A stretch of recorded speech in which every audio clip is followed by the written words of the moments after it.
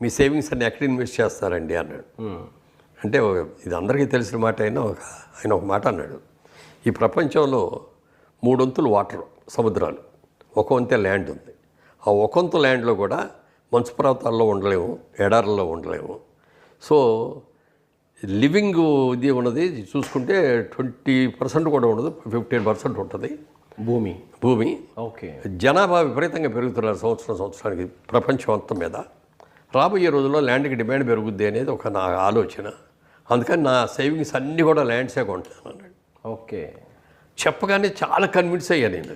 అది చాలా మీరు చెప్తున్నా కూడా ఎవరైనా కన్విన్స్ చెప్పిన తర్వాత ఇప్పటికీ కూడా ఏమండి మీరు మాట్లాడిన ఈ మాటలు విని మేము కూడా ఇన్వెస్ట్ చేసి చేసామండి, బెనిఫిట్ అయ్యామని చెప్పిన వాళ్ళు చాలామంది ఉన్నారు నాకు.